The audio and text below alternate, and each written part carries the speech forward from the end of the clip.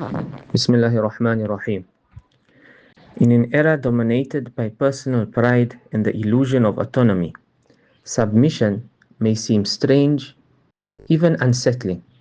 Some perceive it merely as adherence to external rituals or passive obedience. Yet true submission is infinitely deeper. It is the soul's humble acknowledgement of a fundamental truth. We are servants entirely dependent upon the mercy, the favor, and the decree of Allah subhanahu wa ta'ala. Submission is not simply about outward acts. It demands a complete transformation of the heart, a sincere realization of our position before Allah as humble servants. It is an internal awareness that no matter how powerful, how intelligent, or how self sufficient we may imagine ourselves, we remain utterly vulnerable to His decree. But have we truly internalized this reality? Today, inshallah, we will be discussing the mindset of submission derived upon reflection upon the verse of the Quran Kareem, وَمَا كَانَ لِمُؤْمِنٍ وَلَا مُؤْمِنَةٍ إِذَا قَضَى اللَّهُ وَرَسُولُهُ أَمْرًا أَن يَكُونَ لَهُمُ الْخِيَرَةُ مِنْ أَمْرِهِمْ وَمَنْ يَعْصِ اللَّهَ وَرَسُولَهُ فَقَدْ ضَلَّ ضَلَالًا مُبِينًا. It is not for a believing man or woman, when Allah and His Messenger have decided a matter, to have any choice in their affair. Whoever disobeys Allah and His Messenger has clearly strayed into manifest error. Reflect deeply upon this verse. True submission is not mere obedience, nor blind acceptance. It is the heart consciously surrendering to the reality that we are servants, owned by Allah, dependent upon Him for every breath we take. When divine decree is clear, the servant's heart accepts immediately, humbly acknowledging its own limitations before Allah's perfect wisdom. Allah profoundly reminds us in a verse of the Quran Kareem, if Allah afflicts you with harm, none can remove it but He. And if He intends for you good, none can withhold His favor. He bestows it upon whomever He wills, from His servants, and He is the forgiving, the merciful. What greater reminder of our true position could there be? Submission means internalizing this reality that our lives, our sustenance, our happiness, and even our eternal salvation lies solely in Allah's decree. If He decrees harm, no force can relieve it. If He decrees benefit, no power can obstruct it. Perhaps no event in history embodies the spirit of submission more than the profound trial of Ibrahim alayhi salam and his beloved son Ismail alayhi salam. When Allah commanded Ibrahim alayhi salam to sacrifice his son, this decree transcended human logic, challenged emotion, and tested faith itself. Yet Ibrahim alayhi salam neither questioned nor hesitated.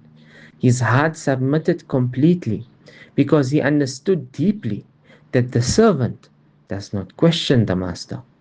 This remarkable submission wasn't just obedience, it was complete acceptance of the servitude that defined their relationship with Allah.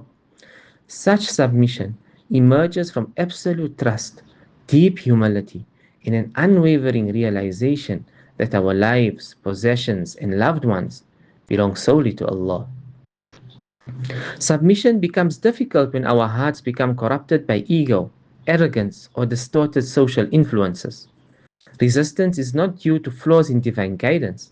It originates in our own internal spiritual sicknesses. The Prophet ﷺ succinctly summarizes this challenge in a hadith quoted by Imam Nawawi in his Al-Arba'in. لا يؤمن أحدكم حتى يكون هواه تبعا لما جئت به.